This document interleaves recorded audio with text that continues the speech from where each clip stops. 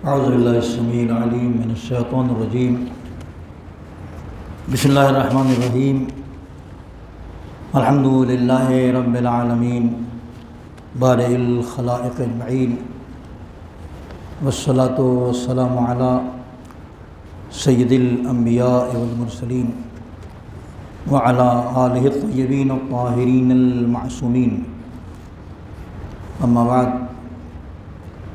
عزت گرامی، اکثر ایسا ہوتا ہے کہ اگر آپ کسی سے کوئی اچھی بات بتائیے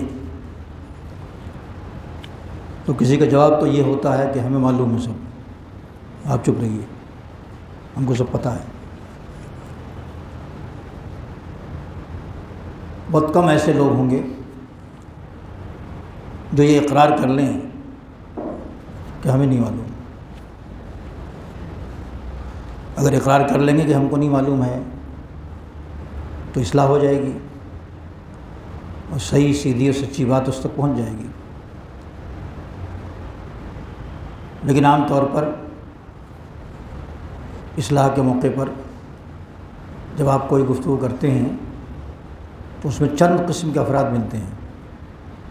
یہ والے کم ملتے ہیں جو بتایا میں نے ابھی کہ ہاں مجھے نہیں معلوم تھا، آپ نے بتا دیا، بہت شکریہ آپ کا. یہ کم ملیں گے. ایسے افراد آپ کو زیادہ ملیں گے جو کہہ دیں گے ہاں ہم کو معلوم ہے، آپ چپ رہیے. ایسے لوگ بھی مل جائیں گے جو کہہ دیں گے کہ آپ کو بتانے کی ضرورت نہیں ہے. ایسے لوگ بھی مل جائیں گے جو کہیں گے کہ اب میں آپ سے زیادہ جانتا ہوں. طرح طرح کے لوگ ملیں گے آپ کو. جو کہتا ہے میں آپ سے زیادہ جانتا ہوں، اگر وہ واقعی زیادہ جانتا ہے تو بتا دے. اگر کوئی یہ کہتا ہے کہ نہیں آپ نہ بتائیے ہم کو، ہم جانتے ہیں، اگر صحیح جانتا ہے وہ بتا دے اس کو. یہ ٹوکنے والا، روکنے والا، بولنے والا اگر غلطی پر ہے تو اس کی اصلاح ہو جائے گی. نصیحت کرنے والوں کو حدیث میں آئینے سے تعبیر کیا گیا. آئینے سے، جب آدمی آئینے میں اپنا عکس دیکھتا ہے تو آئینہ ٹھیک وہی ہے جو صاف ستھرے کپڑے یا صاف ستھرے چہرے پر لگے ہوئے داغ دھبے کو بھی دکھا دے. آدمی کیوں کھڑا ہوتا ہے آئینے کے سامنے؟ کہ جو کمی ہے وہ آئینے میں دیکھ لے گا. چہرے پہ کوئی داغ لگا ہے، کچھ ہے تو آئینہ بتا دے گا کہ آپ کے چہرے پہ یہاں داغ لگا، اس کو صاف کر لیجیے. جا کے بال آپ کے الجھے ہوئے ہیں، کنگھی کر لیجیے. آپ آنکھوں میں کیچڑ ہے مثلاً، جائیے منہ دھو لیجیے، صاف کر لیجیے. بٹن نہیں لگا ہے، کالر ٹھیک کر لیجیے، وغیرہ وغیرہ. آئینہ بولتا نہیں ہے مگر بتا دیتا ہے وہ. اب اگر اس نے کوئی عیب بتا دیا کہ یہ ہے تو یہ نہیں ہوگا کہ آدمی اس کو توڑ دے جا کے، تم میرا عیب کیوں بتا رہا ہے؟ آپ گئی تھے اس کے سامنے کہ جو کچھ کمی ہے وہ بتا دے، اس نے بتا دیا. تو جب عیب کو بتا دیا اس نے تو چاہیے کہ اس عیب کو ٹھیک کر لے آدمی. اگر وہ کہتا ہے کہ میں آپ سے زیادہ جانتا ہوں، نہیں جانتا، تو اس کا مطلب یہ نکلا کہ وہ اصرار کر رہا ہے اپنی غلطی پر اور ٹھیک نہیں ہونا چاہتا، صحیح نہیں کرنا چاہتا اپنے آپ کو. اگر وہ کہتا ہے کہ مجھے مت بتائیے اور واقعی بتانے کی ضرورت ہے، اس کا مطلب یہ نکلا کہ اپنی غلطی کو سدھارنا نہیں چاہتا. آج دنیا میں آپ کسی کو سمجھائیں گے اور اصلاح کرنے کی کوشش کریں گے اور صحیح کرنے کی کوشش کریں گے تو عام طور پر ایسی ہی آوازیں سنائی دیتی ہیں.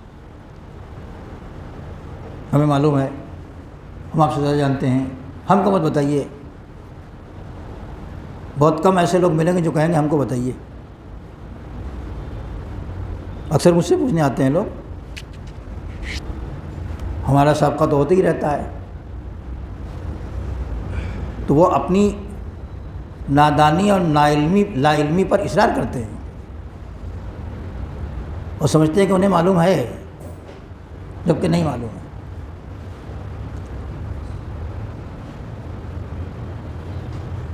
غلطیاں سدھارنے کا طریقہ پیغمبر نے کیا بتایا ہے، آل پیغمبر نے کیا بتایا ہے؟ اس کا طریقہ یہ بتایا ہے کہ آپ ہماری سیرت کو دیکھتے چلیں، ہماری سیرت کی جھلک اگر اس میں ہے، یعنی پیغمبر آل پیغمبر کی سیرت، قرآن کی رونقیں اگر اس کام میں ہے تو وہ کام صحیح ہے، اور اگر نہیں ہے تو وہ کام چاہے کتنا ہی پیسہ لگا کیا جا رہا ہو، کتنی مشقت سے کیا جا رہا ہو، کتنی ہی زحمت برداشت کی جا رہی ہو، وہ کام صحیح نہیں ہے۔ میں نے پچھلے جمعے کی حدیث سنا کے چھوڑ دی تھی آپ کو، اور کہا تھا کہ سوچئے گا، ممکن ہے سوچا ہو آپ نے، لیکن ابھی تک کوئی آدمی نہیں ملا جس نے کہا ہو کہ ہاں مول صاحب میں نے سوچا تھا۔ اور شاید ایسے آدمی بھی کم ہوں گے جن کو یہ معلوم ہوگا کہ پچھلے جمعے میں نے کیا کہا تھا، اور میں بھی بھول جاتا اگر لکھا نہ ہوتا میرے پاس۔ دنیا کو اس سے کیا پتہ، وہ ہے مطلب وہ تو تھوڑی دیر کے لیے آئی، نماز پڑھا چل دی، ہو گیا تو آج گئے تھے، ہاں گئے تھے، کیا کہا ہم بھول گئے۔ لیکن عزیزان گرامی، یہ اجتماعات اس لیے ہوتے ہیں کہ اس میں بات کو ہم یاد رکھیں اور پھر اس کو اپنی زندگی میں اپلائی کریں، اپنی زندگی میں اتاریں۔ میں نے آپ کو سنایا تھا کہ اجتہدوا فی ان یکون زمانکم 4 ساعات، کوشش کرو کہ تمہارے اوقات 4 ہوں، 4 حصوں میں تقسیم ہوں۔ یہ میں نے حدیث ادھوری سے چھوڑ دی تھی۔ کوشش کرو کہ تمہارے اوقات زندگی کے شب و روز 4 حصوں میں تقسیم ہوں۔ ساعتن لمناجات اللہ، ایک حصہ اللہ کی مناجات کے لیے، کئی گھنٹے، یہ اس میں نہیں ہے، اس حدیث میں 2 گھنٹہ مناجات کریں گے، 4 گھنٹہ کریں گے، 6 گھنٹہ کہ 10 گھنٹہ، یہ نہیں ہے اس میں۔ وساعۃ لامر المعاش، وساعۃ لامر المعاش، روزی روزگار کے لیے ایک حصہ زندگی کا۔ وساعۃ لمعاشرۃ الاخوان، اپنے دوستوں اور بھائیوں کے ساتھ، اپنے لوگوں کے ساتھ زندگی گزارنے کا ایک حصہ۔ وساعۃ تخلون فیہا للذاتکم فی غیر محرمین، اور ایک حصہ وہ اس میں آپ حلال لذت دنیا حاصل کریں۔ 4 حصے۔ اب 2 گھنٹے لذت دنیا حاصل کریں گے کہ 10 گھنٹے حاصل کرتے رہیں گے، کہ 24 گھنٹے میں سے 23 گھنٹہ لذت دنیا میں لگا دیں گے ہم، یہ اس میں ذکر نہیں ہے۔ مناجات کتنی دیر تک کریں گے، اللہ کو کتنی دیر تک یاد کریں گے، اس کے بعد کتنی دیر تک کریں گے، اس میں نہیں ہے۔ اس حدیث میں یہاں نہیں ہے، اور جگہوں پر ہے بہت کچھ تذکرہ، لیکن یہاں صرف زندگی کو 4 حصوں میں بانٹنے کا ذکر ہوا ہے۔ اب آپ کی صلاحیت اور وقت پر ہے کہ آپ کے پاس کتنا وقت ہے۔ ایک بیچارہ مزدور ہے، دن رات کام کرتا، اوور ٹائم بھی کرتا ہے، اور اس کا پورا نہیں پڑتا خرچہ۔ اگر اس سے کہا جائے کہ امر معاش کے لیے، یعنی دنیا میں کمانے کے لیے تم 2 گھنٹے بس رکھو، وہ کہے گا مجھ صاحب میں 8 گھنٹے ڈیوٹی کرتا ہوں، 2 گھنٹے 3 گھنٹے اوور ٹائم کرتا ہوں، پھر بھی میرا پورا نہیں پڑتا۔ کہے گا نہیں کہے گا، 8 گھنٹے تو میں ڈیوٹی کرتا ہوں، اور اس کے بعد 2 گھنٹے اور اوور ٹائم کر لیتا ہوں تو کچھ پیسہ ڈبل مل جائے گا ہمیں۔ آپ کریں نہیں 2 ہی گھنٹہ کام کرو تو 2 گھنٹہ کام نہیں کر پائے گا، ہوگا نہیں، پوری نہیں ہوگا اس کا۔ ہم اگر اس کو یہ زور ڈالیں کہ 23 گھنٹے عبادت کرو اور 1 گھنٹے میں 3 ٹکڑے اور کر لو، 23 گھنٹے عبادت کرو، 1 گھنٹے میں 3 ٹکڑے کر لو، 1 ٹکڑا ایسا رکھو جس میں روزی کماؤ، 1 ٹکڑا وہ رکھو جس میں لذت دنیا حاصل کرو، اور 1 ٹکڑا وہ رکھو اس میں اپنوں سے ملو جلو، اپنے دوستوں احباب عزیز رشتہ دار سے 1 گھنٹہ رکھو بس اس کے لیے 3 حصے. تو کہے گا مول صاحب سے میں روٹی بھی نہیں کھا پاؤں گا، لذت دنیا کہاں. یہ آپ کے اوپر ڈیپینڈ کرتا ہے کہ آپ کس قدر مشغول ذکر خدا ہیں، اور کس قدر روزی کمانے میں آپ لگے ہوئے ہیں، اور کس قدر دوستوں کے درمیان ہیں آپ، اور کس قدر لذت دنیا حاصل کر رہے ہیں. لذت دنیا کون سی لذت؟ جو حلال ہے. امام نے فرمایا، امام موسیٰ کاظم علیہ السلام کی حدیث صحیح ہے، تم 4 حصوں میں اس کو تقسیم کر لو. 1 حصے میں مناجات، 1 حصے میں جو ہے روزی کمانا، 1 حصے میں ملنا جلنا، اور 1 حصے میں دنیا کی لذتیں. اب اس کی تفصیلات ڈھونڈیں گے آپ تو بہت ملیں گی. دنیا کی لذتیں کیا کیا ہیں؟ ذوق کے اوپر ہے، آپ کے ذوق پر ہے. آپ کا ذوق کیا ہے؟ کس چیز کو پسند کرتے ہیں، کس میں لذت محسوس کرتے ہیں آپ؟ اس میں حلال کی قید ہے، حلال لذتیں. بعض لوگوں کو حرام لذتوں میں بڑا مزہ آتا ہے. میں افریقہ میں تھا تو ایک صاحب مجھ سے میوزک پر بحث کر رہے تھے ایک دن، موسیقی پر. کل ہم آج کھانے پینے کے بعد رات کو جب ہم لوگ بیٹھیں گے تو اس ٹاپک پر بات ہوگی. یہ 30-32 سال پہلے کی بات ہے. میں نے کہا ہوگی، کیا ہے اس میں، بیٹھیں گے آپ.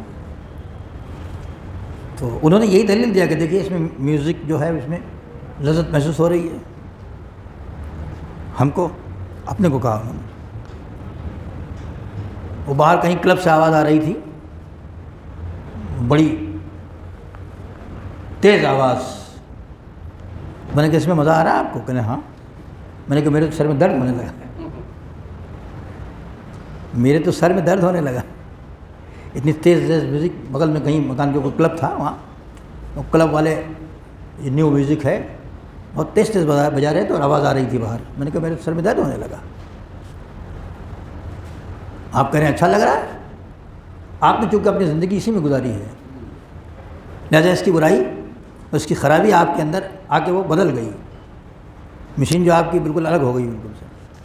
تو ہماری مشین یا ہمارا سوچنا یا ہمارا کرنا یہ دلیل نہیں ہے، بلکہ ہم کو ایک معیار اپنانا پڑے گا اس خالق کا جو اس نے بنایا ہے. اگر اس نے کہا کہ یہ کرو تو کرو، نہ کرو. کھانے پینے میں لذت کاہے میں ہے؟ ظاہر کہ بہت سے لوگوں کو کھانے میں مزہ آتا ہے، بہت سے لوگوں کو پینے میں مزہ آتا ہے. ہر چیز کے پینے میں مزہ آتا ہے.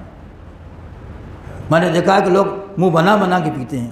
ایسے میں نے کہا کیوں منہ بناتے ہیں بھائی؟ کہنے کڑوا ہوتا ہے.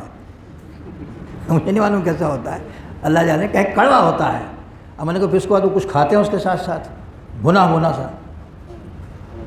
ہاں کچھ لوگ جو ہے دال موٹ کھا لیتے ہیں، کچھ لوگ کباب کھا لیتے ہیں، کچھ لوگ کچھ اور کھا لیتے ہیں، اور پھر وہی کام کرتے ہیں، پھر منہ بناتے ہیں. وہ منہ بنا کے اس کو گھٹک لے جاتے ہیں نیچے. ان کو اس میں مزہ آتا ہے. اب پھر زندگی جب اسی میں رچ بس جاتی ہے تو اب وہ برا نہیں لگتا ان کو، چونکہ زندگی اس میں رچ بس گئی، وہ اسی کے عادی ہو گئے اور رچ بس گئے. کبھی کبھی ہم لوگوں کے لیے بڑی پریشانی ہو جاتی ہے. میں ٹرین میں سفر کر رہا تھا، کبھی سنایا بھی میں نے آپ کو واقعہ. تو کھانے ہونے کے بعد اب سونے کی باری آئی، ایک صاحب نے بڑی خوبصورت اٹیچی کھولی اور اس میں سے بڑی خوبصورت سے ایک بوتل نکالی، بہت خوبصورت اچھی سی. تو کھانا جب کھا رہے تھے تب بھی کہہ رہے تھے کہ لیجیے لیجیے لیجیے. تو ظاہر کہ اس میں تو کہہ دے کہ نہیں آپ کھائیے، ہم کھا چکے ہیں، نہیں کھائیں گے. اس میں تو کہہ دیا ہم نے دیکھا کہ اب وہ جو نکال رہے ہیں اس میں بھی شیئر کریں گے یہ، اور بیٹھے ہوئے ساتھیوں سے کہیں گے کہ آپ بھی ذرا 2 چمچے، چونکہ بہت قیمتی چیزیں وہ شاید کم ہی پیتے ہیں لوگ. تو ہم نے سوچا کہ شاید یہ کہیں وہاں سے ہٹ گیا، اس لیے کہ ہم یہ کہہ بھی نہیں سکتے کہ نہیں آپ، ورنہ اس کو فتویٰ مل جائے گا کہ مولوی صاحب نے کہا کہ ہاں پیو.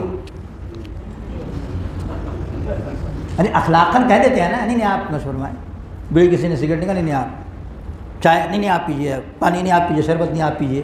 تو یہاں باخلاق بھی نہیں بن سکتے آپ، ہم جیسے لوگ. لیکن ہمارا وہ معیار نہیں ہے. ہم نہیں کہہ سکتے کہ آپ تو ہٹ گئے وہاں سے. ہم نے کہا جب اتنا باخلاق کھائیے تو اس میں بھی اخلاق دکھاوے گا اور کہے گا کہ آپ، یہ دور سے میں دیکھ رہا تھا کر یہی رہا تھا وہ. تو جو اس کے ذوق کرائے ہوں گے تھوڑا بہت لے لیا ہوگا، چک لیا ہوگا انہوں نے، اور ٹھاٹ سے سو گیا، کسی کو چھیڑا نہیں، ادھر ادھر لڑکا نہیں، کچھ نہیں کیا۔ کچھ لوگ بڑے شائستہ طریقے پر حرام کام کر لیتے ہیں، تو بڑے شائستہ طریقے پر وہ جو ان کے لیے شائستہ ہے وہ کر رہے تھے۔ اب مشکل ہے کہ چونکہ وہ اس کے عادی ہو گئے ہیں لہذا ان کو اچھا لگتا ہے۔ اور ایک اور واقعہ سنا دوں، میں ایک جگہ سے گزر رہا تھا، یہ قریب ہی کا واقعہ، دور کا نہیں ہے، اور ایک صاحب بیٹھے بس اسٹاپ پر، ایک ننھی سی بوتل ایک بڑی سی بوتل لیے ہوئے تھے، اور کچھ ملا کے کر رہے تھے، مجھے دیکھ کر انہوں نے سلام کیا۔ اخلاق کا یہ عالم، اب بتائیے کہاں نہیں، سلام کا مطلب وہی جو دنیا میں ہوتا ہے، وہ سلام اسلامی سلام نہیں، سلام صاحب، سلام بابو، بھیا سلام، یہ جو چلتا ہے دنیا میں یہ۔ اب وہ اتنے اچھا اخلاق کا مظاہرہ کر رہا ہے، یہاں آدمی مرد مومن کیا کرے؟ صلوات پڑھے محمد والے چونکہ اس کی دنیا الگ ہے، وہ الگ دنیا میں سیر کر رہا ہے، اس میں رچ بس گیا ہے، اس کو اس دنیا سے نکالنا بھی اتنا آسان نہیں ہے۔ پیغمبر نے جب یہ کام کیا تھا تو بڑی محنت کرنا پڑی تھی، سرکار کو بڑی محنت کرنا پڑی تھی برائیوں سے چھڑانے میں۔ یہ برائیوں کی بڑی بڑی مثالیں جو میں نے آپ کے سامنے دی ہے، تو اب زندگی کے اوقات کو آپ بانٹیے، کچھ مناجات میں، کچھ روزی کمانے میں، کچھ دوست احباب بال بچوں کے ملنے جلنے میں، اور کچھ لذت دنیا میں۔ لذت دنیا میں یہ نہیں کہ سارا وقت لذت دنیا میں لگا دیں۔ اس میں ایک جملہ میں نے چھوڑ دیا تھا اس جملے کو بھی، اور آج نہیں چھوڑوں گا۔ اس میں کہ لکھا ہے کہ ساعتن لمعاشت الاخوان والثقات، ایک حصہ بناؤ دوستوں سے ملنے کا، بھائیوں سے ملنے کا، الاخوان، اور اس میں ہے والثقات، اور معتبر لوگوں سے ملنے کا۔ الذین، وہ لوگ، وہ دوست احباب، وہ معتبر لوگ، کہ یعرفون عیوبکم، جو تمہارے عیب کو بتائیں۔ ہم لوگ کیا کرتے ہیں؟ دن بھر کام کر لیا، ذہنی تھکن مٹانے کے لیے گپے لڑا رہے ہیں، تھوڑی دیر تک فریش ہو رہے ہیں، تھکن مٹا رہے ہیں۔ کچھ لوگ کان میں وہ لگا لیتے ہیں، میوزک سنتے ہیں، فریش ہوتے ہیں۔ کچھ لوگ گپے لڑا کے فریش ہوتے ہیں۔ کچھ لوگ ادھر ادھر کی باتیں، مذاق، ہنسی کر کے، کچھ لوگ گندے مذاق اور ہنسی کی باتیں کر کے فریش ہوتے ہیں۔ ہمیں سمجھ میں نہیں آیا کہ گندی باتوں سے دماغ کیسے فریش ہوگا؟ بھئی جھاڑو اگر گندا ہو، اس سے کسی جگہ جھاڑیں گے آپ تو گندگی صاف نہیں ہوگی، گندگی اور پھیل جائے گی۔ اگر کوئی گندی بات ہے تو اس سے دماغ فریش نہیں ہوگا، دماغ میں اور کوڑے بھریں گے، اس میں اور خرابیاں آئیں گی۔ اسی لیے لکھا ہے کہ ایک حصہ بناؤ دوستوں سے ملنے کا اور ان کے ساتھ بیٹھنے کا۔ الثقات الذین یعرفون عیوبکم، وہ لوگ جو تمہارے عیب کو بیان کریں۔ یہ کٹھن ہے، یہ مشکل ہے، ہم اس کو دوست بنا ہی نہیں سکتے جو بار بار کسی کو کسی موقع پر ٹوکے، ارے یہ کیا کر رہے ہو، ارے یہ کیا کر رہے ہو، ارے یہ کیا کر رہے ہو۔ یہاں تک کہ مرزا غالب نے بھی کہہ دیا تھا کہ یہ کہاں کی دوستی ہے کہ بنے ہیں دوست ناصح، نصیحت کرنے والا دوست بن گیا، یہ کون سی دوستی ہے بھائی؟ وہ نصیحت کیا جا رہا ہے، مجھے نصیحت کیا جا رہا ہے، نصیحت کیا جا رہا ہے، وہ مجھے معاوضہ کیا جا رہا ہے، نصیحت کیا جا رہا ہے۔ یہ دوستی نہیں ہے ان کی نظر میں، دوستی اصلی ہے وہ کہ یعرفون عیوبکم یخلصون لکم فی الباطن، اور باطن میں اندر تمہارے لیے مخلص ہوں۔ وہی بتائے گا صحیح راستہ جو آپ کے لیے مخلص ہو، اگر مخلص نہیں ہوگا تو صحیح راستہ نہیں بتائے گا۔ تو ایسے دوستوں سے ملنے کے لیے اور ایسے بھائیوں سے ملنے کے لیے اور ایسے لوگوں کے ساتھ بیٹھنے کے لیے زندگی کا ایک حصہ تم اپنا رکھو، 4 حصوں میں سے، جو تمہارے عیوب کو بیان کریں اور تمہارے لیے مخلص ہوں، غلط لوگ نہ ہوں۔ غلط لوگوں کے ساتھ بیٹھو گے، مخلص نہیں ہوں گے تو عیب بھی نہیں بتائیں گے، ہے نا۔ عیب بتانے والے 2 طرح کے ہوں گے، غیر مخلص، ایک مخلص۔ ایک وہ جو خالی تنقید ہی کرے، یہ خراب اور یہ خراب اور یہ خراب اور یہ خراب اور یہ خراب، یہ تنقید کرنے والے لوگ ہیں، کرٹیسائز کرنے والے لوگ ہیں، غلطیوں کو کھود کے نکالنے والے لوگ ہیں۔ اور ایک وہ ہے جو مرض بھی بتائے اور دوا بھی بتائے۔ 2 طرح کے لوگ ملیں گے آپ کو۔ کچھ لوگ وہ ہیں جو خالی غلطیاں تلاش کرتے رہتے ہیں، عیب تلاش کرتے رہتے ہیں۔ کچھ لوگ وہ ہیں جو خالی عیب نہیں تلاش کرتے، غلطیوں کے ساتھ ساتھ اس کا حل بھی تلاش کرتے ہیں۔ تو دوست بنانے میں، عیبات تلاش کرنے میں، ساتھی بنانے میں یہ دھیان رکھنا پڑے گا کہ یہ آدمی خالی میری تعریف کر رہا ہے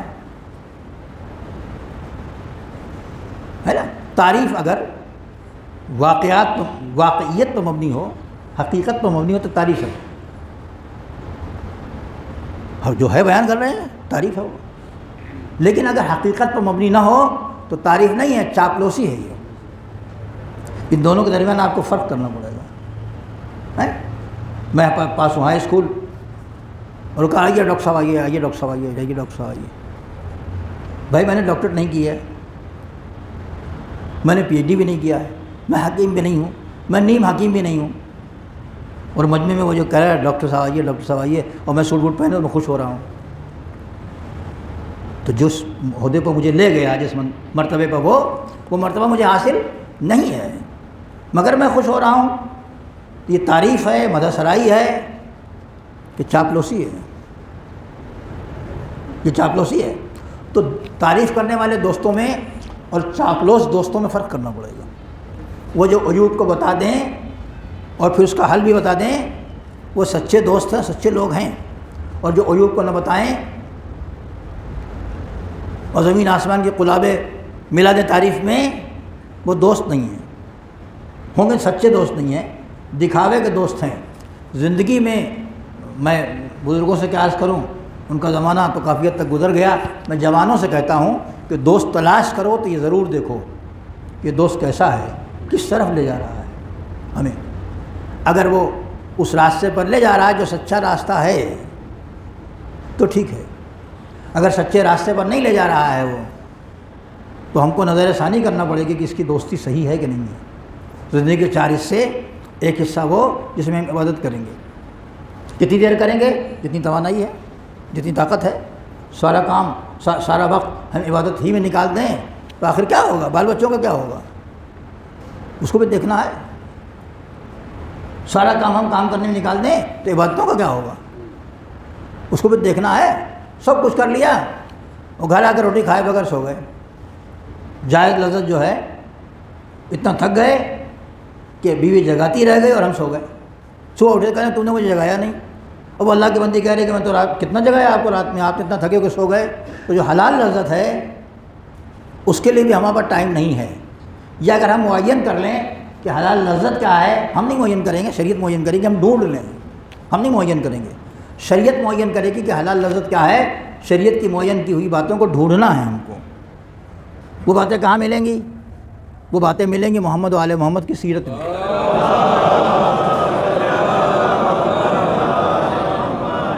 اگر ہم نے اس کو ڈھونڈ لیا ہے، اگر ہم نے اس کو تلاش کر لیا ہے شریعت کی باتوں کو، تو چاہیے کہ ہم اس پر عمل کریں. اگر نہیں تلاش کیا ہے تو چاہیے کہ تلاش کریں، ڈھونڈیں، پوچھیں. کس سے پوچھیں؟ وہ جو جانتا ہے وہی بتائے گا ہم کو. جو نہیں جانتا ہے بیچارہ کیا بتائے گا. درود پڑھیں محمد والے محمد.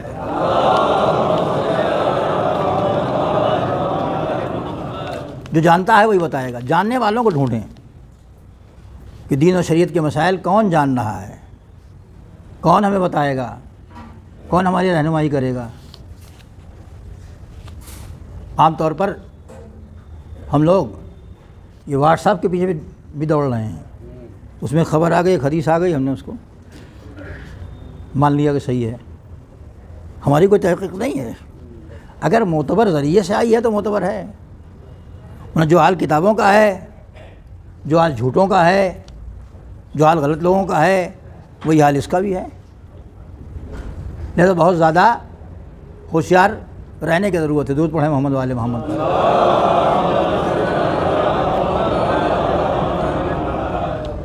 اب دھوپ میں آنے والے لوگ تو اور بھی پریشان ہیں. خیر چلیے، کوئی مسئلہ نہیں ہے، بہت تقریباً خطبے کا ختم ہی ہو رہا ہے. تو پروردگار عالم نے ہم کو عقل دیا ہے، شعور دیا ہے، سوچنے اور سمجھنے کی طاقت دی ہے، بولنے کی طاقت دی ہے. لہذا اپنی سمجھ کو ہم صحیح استعمال کریں، بولنے کی طاقت کو ہم صحیح استعمال کریں. وہ صحیح جگہ ڈھونڈیں جہاں ہم کو بولنا چاہیے، اس جگہ سے گریز کریں جہاں نہیں ہم کو جانا چاہیے اور نہیں بولنا چاہیے. جب ہم یہ چیزیں دیکھیں گے زندگی میں تو پھر اس کے بعد ہم صحیح ڈگر پر چل سکتے ہیں. ایک کان سے سن کے دوسرے کان سے اڑا دینے کے بعد کچھ نہیں ہوگا. پوری زندگی تبلیغ ہوتی رہے گی، سب کچھ ہوتا رہے گا، ہماری عادتیں نہیں سدھریں گی۔ بچے ڈیپینڈ کرتے ہیں بڑوں پر، لہذا ہر گھر کا بچہ الگ ہوتا ہوگا، دیکھا ہوگا آپ نے، چلنے کا طریقہ، بولنے کا طریقہ، اٹھنے کا طریقہ، کھانے کا طریقہ، جو گھر سے سیکھ کے آیا ہے وہ۔ ہم باہر تو کوشش کرتے ہیں کہ اچھا اسکول دیں تاکہ اس کو اچھی تربیت ملے، اسی لیے تو پڑھاتے ہیں بھائی، ہمارا لڑکا فلاں کانوینٹ پڑھتا، او اتنی فیس جاتی ہے، وہاں کیوں پڑھا دیا آپ نے، سرکاری اسکول میں کیوں نہیں بھیجا؟ مطلب صاحب پڑھائی وہاں اچھی نہیں ہوتی۔ اچھا، پیسہ خرچ کر کے آپ اس کو اونچا بنانا چاہتے ہیں، تو وہاں کی تہذیب، وہاں کے کلچر، وہاں کی پڑھائی، اس کے اوپر آپ لادنا چاہ رہے ہیں، صحیح بنانا چاہ رہے ہیں، تو یہ تو وہاں کا کلچر لے کے آیا، اپنا کلچر بھی سدھاریے۔ اپنا کلچر جب دیں گے اس کو ہم، تو ہمارا کلچر وہ سمجھے گا، نہیں دیں گے تو ہم سوتے رہیں گے، بچے تو ٹہلتے رہیں گے، رات کے 12 بجے 1 بجے گھوم کے آئیں گے، بچپنے میں جب 12 1 بجے گھوم کے آئیں گے تو جوانی میں صبح آئیں گے، پھر 12 1 بجے پھر نہیں آئیں گے، ان کا کوئی خوف نہیں رہ جائے گا۔ خداوند عالم ہم سب کو توفیق عنایت فرمائے، ہم اس کے راستے بچے۔ صلی اللہ علی محمد و آلہ الطاہرین۔